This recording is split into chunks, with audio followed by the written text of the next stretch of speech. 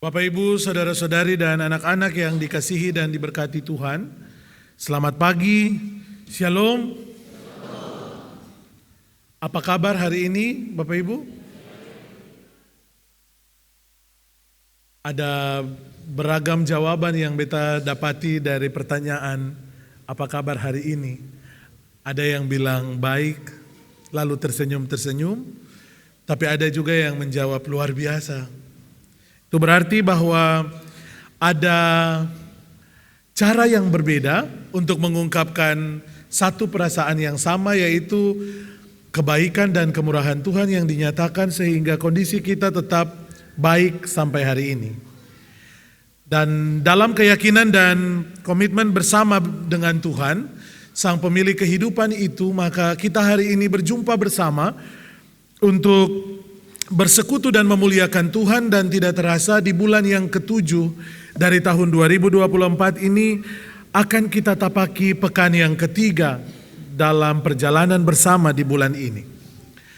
Bapak Ibu, saudara dan anak-anak yang dikasihi dan diberkati Tuhan,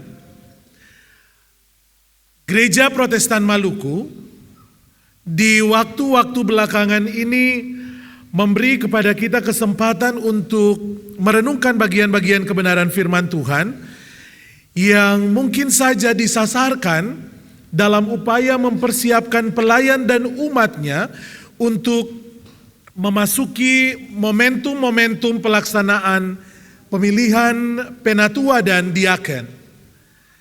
Sehingga pekan ini kita akan memahami dan berupaya untuk mengerti kemurahan dan kasih Tuhan melalui pemberitaan-pemberitaannya di dalam sorotan tema pelayanan di pekan ini, pelayan yang menyukakan hati Tuhan.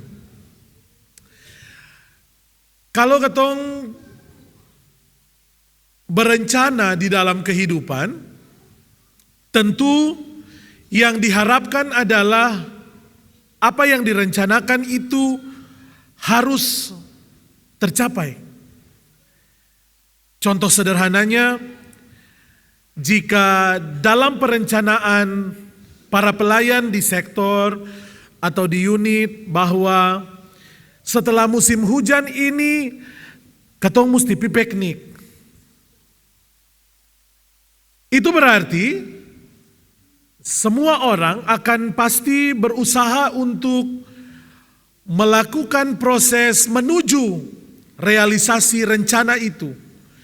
Entah itu dengan lia-lia bulan atau lia-lia tanda-tanda zaman nih, atau mungkin juga mulai mempersiapkan seluruh draft rancangan supaya kalau misalnya suseng ujang lai pembagian makan su atur sendiri, lalu su siap list for mangkali bajalang minta uang transport, atau misalnya ada cara-cara yang luar biasa yang diupayakan untuk rencana pi piknik itu akan jadi kenyataan.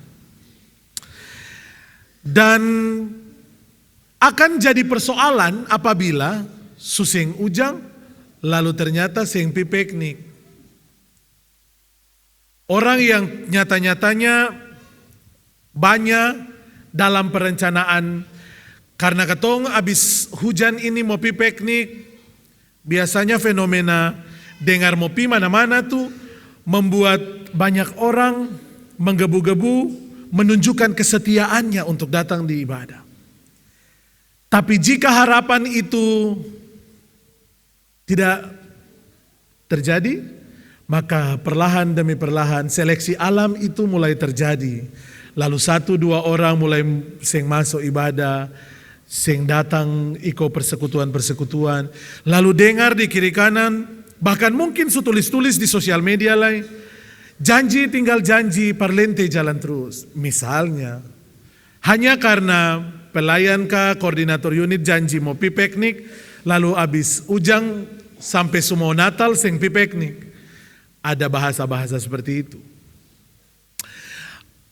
Kondisi ini juga mungkin sama dengan yang dihadapi dengan kehidupan semua orang, tidak hanya di jemaat ini, Tetapi orang-orang yang berencana untuk sesuatu, tetapi kenyataannya ada hal yang harus lebih diprioritaskan dan akhirnya tidak bisa dilakukan.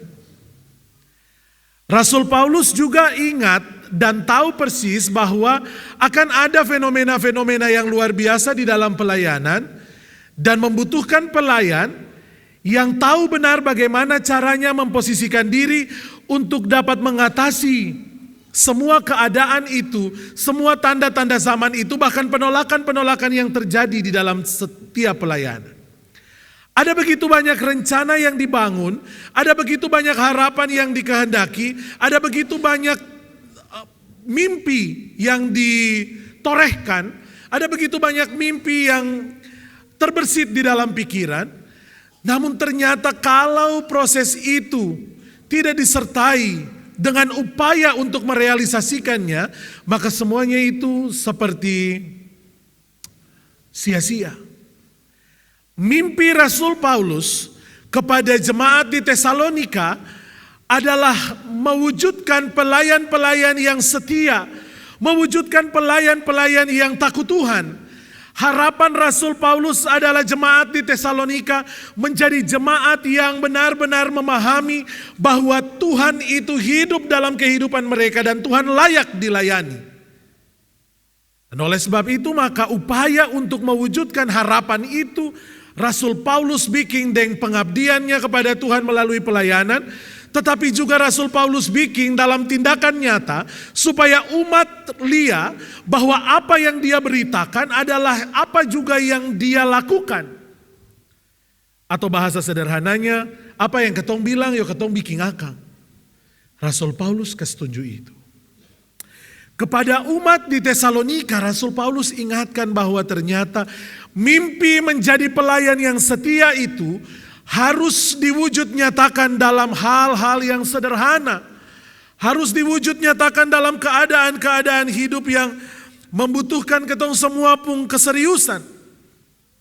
Membutuhkan orang-orang pada zaman itu untuk benar-benar menyadari bahwa jadi pelayan ini bukan perkara main-main. Jadi pelayan ini bukan perkara iko-iko suka. Tetapi jadi pelayan ini adalah benar-benar merasakan dan menikmati betapa baiknya Tuhan dan kebaikan Tuhan itu mesti diteruskan kepada banyak orang dalam seluruh perjalanan kehidupan. Oleh sebab itu, dari cerita Rasul Paulus kepada jemaat Tesalonika dalam pelayanannya, ketong sadar benar bahwa ternyata kekuatan yang dia dapat itu asalnya dari Tuhan. Dan kekuatan yang dia dapat itu berguna untuk apa?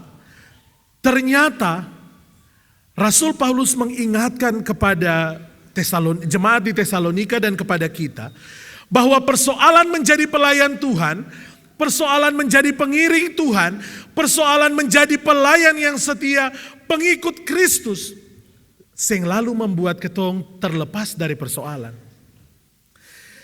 Tetapi membuat ketong menjadi orang-orang yang akan terus-menerus berhadapan dengan tantangan. Yang akan terus-menerus berhadapan dengan penolakan di kiri dan kanan. Menjadi pelayan Tuhan akan membuat beta dan ibu bapa tidak serta-merta saat jadi pelayan langsung dapat berkat. Tetapi menjadi pelayan Tuhan itu berkat ada di ujung. Namun jalan menuju berkat yang tersedia di ujung itu memperhadapkan beta dan ibu bapa dengan tantangan-tantangan yang luar biasa. Tetapi Rasul Paulus ingatkan sejak awal, kalau tanggung jawab itu dilakukan dengan baik, tanggung jawab itu diterima di dalam kesadaran, ingat saja kekuatan itu akan Tuhan beri.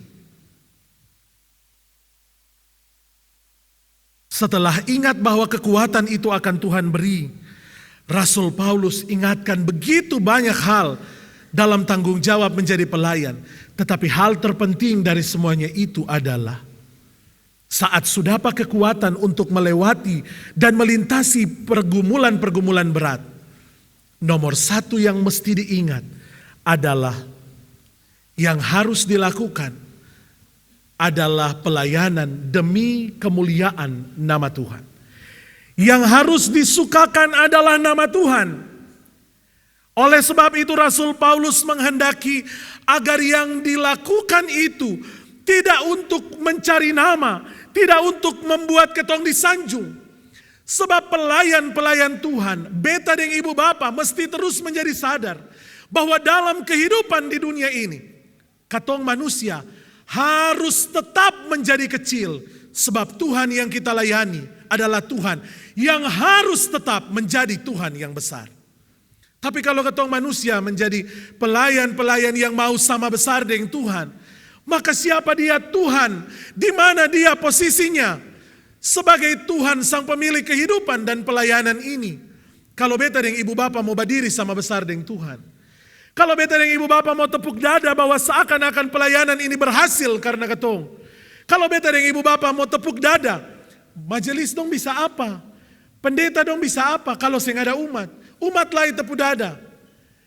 Katong sing usapi pelayanan, katong sing usapi ibadah supaya majelis dan pendeta saya yang penatua diaken saja yang dan pendeta yang pelayanan dan koordinator unit.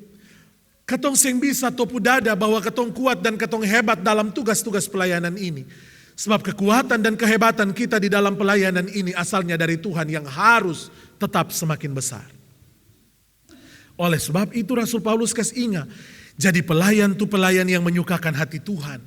Jadi pelayan itu pelayan yang benar-benar mewartakan Tuhan di dalam perkataannya, tetapi juga mewartakan Tuhan di dalam perbuatannya. Sehingga apa yang dibicarakan, apa yang dibilang-bilang di dalam mulut ini, apa yang terucap dari bibir ini, adalah apa juga yang terjadi di dalam derap langkah kehidupan bersama di tengah-tengah dunia. Dan yang pasti, menjadi pelayan yang mencari sanjungan adalah kekejian di hadapan Tuhan. Sebab yang harus terus disanjung dalam tugas-tugas pelayanan ini adalah Tuhan sang pemilik tugas-tugas pelayanan ini. Hal yang kedua yang patut dipelajari dari seluruh pemberitaan Paulus kepada jemaat di Tesalonika adalah dalam tanggung jawab menjadi pelayan, ketong pun harus menghindari yang namanya ketamakan. Pelayanan ini mendatangkan sukacita untuk pelayan yang melayani dan umat yang dilayani, serta mendatangkan kemurahan dan kasih Tuhan melalui kasih karunia yang dinyatakan itu, sehingga melalui pelayanan ini Kristus semakin besar, pelayan dan umat diberkati, dan pelayanan ini tidak boleh menguntungkan satu pihak saja dan pihak lain merasa dirugikan. Jangan sampai karena tugas-tugas pelayanan ini ketong lalu merasa ketong menjadikan pelayanan sebagai beban. Ibadah orang terlalu banyak. Ibadah yang bisa dibeta do barang nanti alasan ini itu padahal ternyata karena orang banyak nanti yang tahu mau makan apa, yang tahu mau minum apa, dan yang tahu mau bagaimana. Lalu ada begitu banyak juga pelayan-pelayan, entah itu para pelayan khusus atau pula koordinator unit dan pengurus-pengurus wadah organisasi. Saya yang ibadah di rumah itu, saya yang makan gula-gula sah. Jangan ketompi gila. Alasan do kata ada kerja banyak, ada ini. Nanti yang ibadah di rumah yang itu tuh, oh iya dong biasa makan. Ketompi, supaya pulang lagi su tinggal tidur. Pelayanan ini memberi kepada kita kesempatan untuk memilih kemana arah kita melangkah. Tapi jangan sampai arah yang kita tempuh adalah arah yang menunjukkan bahwa di dalam pelayanan ini ketong cari untung. Sebab Tuhan memberkati ketong semua dengan takaran berkat yang sama. Tapi dalam waktu yang beda-beda sama kali. Mangkali hari ini beta dapat berkat, orang lain yang dapat berkat hari ini. Besok giliran beta yang dapat, orang lain yang dapat. Tetapi dengan takaran penyertaan dan berkat Tuhan yang sama dalam perjalanan kehidupan di dunia ini.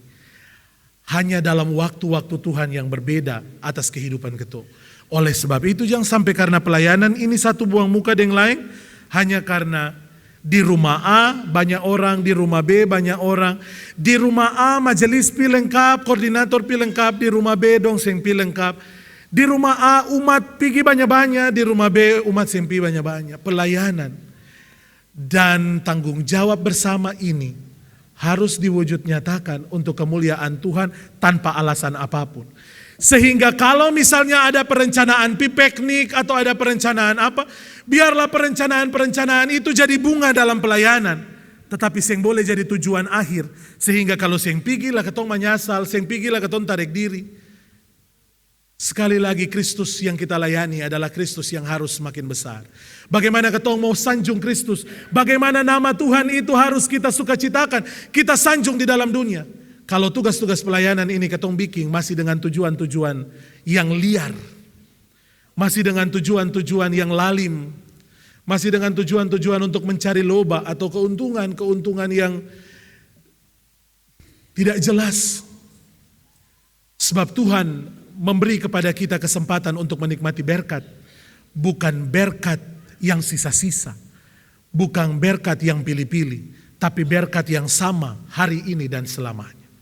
Dan hal yang terakhir yang harus diingat dari seluruh para pelayan dan umat di tengah-tengah dunia yang turut melayani Tuhan. Bahwa menjadi pelayan Tuhan yang setia, menyukacitakan hati Tuhan dalam pelayanan ini, membuat ketong mesti menghindari yang namanya kesombongan. Menjadi pelayan Tuhan itu membuat ketong tidak merasa bangga dengan pakaian yang kita pakai. Menjadi pelayan Tuhan itu tidak lalu membuat ketong merubah status sosial kita. Menjadi pelayan Tuhan itu tidak lalu membuat kita merasa jauh lebih tinggi dari apapun. Tetapi menjadi pelayan Tuhan itu membuat ketong merasa ada di dalam duka orang-orang yang berduka, ada di dalam suka orang-orang yang bersuka cita, ada di dalam kondisi-kondisi terpuruk orang-orang yang terpuruk, dan ada di dalam kondisi-kondisi pergumulan berat orang-orang yang bergumul dalam pergumulan yang berat. Supaya ketong tahu rasa apa yang orang lain rasa. Jangan sampai orang lain ada menangis, ketong ada putar lagu besar-besar. Jangan sampai orang lain ada rasa sengsara, orang lain ada rasa membutuhkan pertolongan, membutuhkan dekapan. Ketong malah enak-enakan jalan-jalan. Ketong malah enak-enakan lakukan segala sesuatu yang Tuhan yang kehendaki. Menjadi pelayan Tuhan itu tidak harus jadi pendeta, penatua, diaken, koordinator unit, wadah, organisasi. Jadi umat pun kita menjadi pelayan Tuhan. Di rumah, di kantor, di tempat-tempat kita mengabdi, di dalam kehidupan bersama dengan tetangga bertetangga, ketong tetap jadi pelayan. Gereja Protestan Maluku telah memasuki pentahapan pemilihan penatua diaken. Daftar pemilih tetap sudah ditetapkan. Ibu bapa dan saudara akan memasuki pentahapan-pentahapan selanjutnya. Dan oleh sebab itu diingatkan kepada semua kita bahwa siapapun dia yang menerima tanggung jawab untuk mencalonkan diri atau dicalonkan sebagai calon penatua dan diaken, hendaklah ia dengan sukacita menerima panggilan Tuhan ini dan mau melakukannya dalam segala sesuatu menurut kasih dan kemurahan Tuhan atas kehidupannya. Lalu yang suseng tarima, berdoa minta hikmat, supaya ketika penolakan itu disampaikan, ada hikmat yang berasal dari Tuhan, untuk dengan hikmat itu katong jadi berkat di tempat lain. Artinya kalau katong tolak panggilan yang mau jadi majelis dalam jabatan penatua dan diaken, lalu minta hikmat dari Tuhan supaya abis ini waktu penatua dan diaken su terpilih, katong sing jadi orang-orang yang nomor satu tentang dong. Katong sing jadi orang-orang yang nomor satu tunjuk katong pun sombong tentang pelayanan ini loh Bapak Ibu. Fenomena-fenomena belakangan ini menunjukkan orang yang suka tentang pelayanan ini adalah orang yang paling suka tolak-tolak pelayanan. Orang yang suka bilang penatua dan diaken ini itu, lur-lur pelayanan ini itu, adalah orang-orang yang waktu ternyata minta, Pak Ibu jangan marah ketong nanti periode-periode berikut juga, atau betani balong siap, betani kerja ada banyak, sekarang su begini su begitu, sekarang su jadi kepala di ini kepala di itu, jadi pulang lagi kadang-kadang jam wadah laki-laki su habis. Ibadah yang paling lat kan wadah laki-laki Ibu Bapak. Ibadah wadah laki-laki su habis, jadi bisa sempigi ibadah aja. Lalu sederhana ketong berpikir kerja nih, waktu nih, deng berkat nih, Tuhan pun. Apalagi kalau datanglah Pak Ibu Pak tua nih, mai tua nih, sing kasih beta do nanti berikut do, sebab katong nih mesti lihat anak-anak nih masih kecil, Pak tua, mai tua, anak dari Tuhan. Lah pekerjaan melayani nih bukan Bapak Ibu pendeta pun, Bapak Ibu. Tuhan lai punya. Masa Tuhan panggil Bapak Ibu? Masa Tuhan kasih tanggung jawab ini for Bapak Ibu, lah Tuhan permalukan Bapak Ibu. Tuhan kasih biar Bapak Ibu pun rumah tangga kalalerang sing mungkin. Beta berani bicara ini Bapak Ibu, sebab dari mulai sekolah teologi sampai jadi pendeta, beta jadi anak penatua. Keluarga tidak pernah kalalerang Bapak Ibu. Keluarga tidak pernah jadi keluarga yang tidak diberkati. Tapi bukan berarti keluarga kita menjadi keluarga yang bebas dari tantangan dan persoalan. Kita pasti jadi keluarga yang diperhadapkan dengan tantangan. Tapi lalu-lalu kita menjadi keluarga yang dikuatkan oleh Tuhan untuk menghadapi tantangan itu. Sebab apa? Tuhan pakai orang dalam keluarga kita untuk jadi panutan dan jadi berkat. Kalau keluarga kita tidak jadi panutan, tidak jadi cara Tuhan untuk berbicara bagi banyak orang, maka di titik itu kita tidak sementara menjadi pelayan-pelayan yang sungguh-sungguh. Jadi bagi beta agaknya keliru dan nonsens apabila kita menjadi orang-orang yang menolak pelayanan hanya dengan alasan-alasan tertentu. Sing bisa nanti Tuhan bisakan. Sing pun waktu-waktu ini dari Tuhan. Hanya saja cara manajemen mungkin yang ketong harus rubah. Hanya saja cara kita mengelola waktu ini yang harus kita rubah. Kalau ibu bapak yang hari ini pakai stola dengan pakaian-pakaian pelayanan adalah orang-orang yang tidak bekerja semua siapa-apa. Tapi kalau ternyata ada orang-orang di balik pakaian pelayanan ini, pakai pakaian yang simbol sama dengan ketong semua yang ada di luar. Lalu orang-orang yang pakai simbol itu, ada pun alasan apa untuk menolak? Kalau orang lain bisa, beta pun pasti bisa. Sebab orang lain yang melayani itu, melayani Tuhan yang sama, yang kasih pakaian ini untuk beta. Dan oleh sebab itu tidak ada alasan untuk menyukacitakan hati Tuhan. Tidak ada alasan apapun untuk menolak pekerjaan Tuhan. Tapi kalau ada alasan untuk menolak pekerjaan Tuhan, maka alasan itu harus dipegang teguh sampai habis pelayanan. Lalu jangan jadikan pelayanan ini sebagai bahan pertandingan. Sebab Bapak Ibu pelayan yang memberi diri untuk melayani adalah mereka yang pernah bersedia karena penolakan-penolakan kita. Karena katong tolaklah orang lain bersedia. Tapi waktu itu kalau katong terima, orang itu mangkali sing calon. Tapi karena katong tolak dong terima, lalu Tuhan pilih dong. Lah kalau katong dong bicara, dong melayani katong sing terima, maka beta sing sambung, nanti Bapak Ibu yang sambung sendiri. Oleh sebab itu Bapak Ibu yang diberkati, perkara menjadi pelayan yang sing boleh sombong nih akan sedikit panjang dari 2 poin yang tadi. Sebab kadang-kadang kesombongan ini secara tidak langsung akan terjadi di momentum-momentum seperti ini. Mengapa? 24 jam yang beta dapat sama dengan 24 jam yang Bapak Ibu pendeta di sini dapat, Bapak Ibu majelis penatua diaken dapat, dan Bapak Ibu umat yang ada duduk ini dapat. Tapi kalau ada orang yang alasan waktu tuh agaknya bagi beta tidak masuk sampai di kepala atas ini juga seng. Akan mengkali cuma di depan dahi ini sah. Sebab kalau ketong bisa melayani Bapak Ibu yang pegawai negeri, yang pekerja swasta, yang menguras waktu banyak, yang anggota TNI Polri bisa kasih diri dan ternyata melayani dengan baik. Bapak Ibu yang juga sama, Bapak Ibu yang juga tinggal di rumah, Bapak Ibu yang juga melakukan pekerjaan dan aktivitas yang sama, yang punya alasan untuk menolak. Sebab ada orang lain yang dalam tugas-tugas yang sama mampu melakukan tugas itu. Nomor satu yang penting harus ingat, kita pasti dimampukan untuk tugas-tugas ini. Paulus pernah menjadi saksi bagi kita.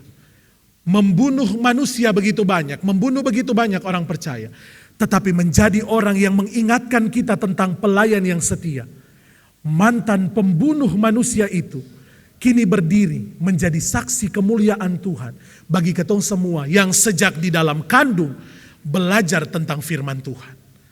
Jangan sampai ketong menjadi para pembunuh-pembunuh manusia dengan pakaian kepercayaan kita kepada Tuhan yang semu.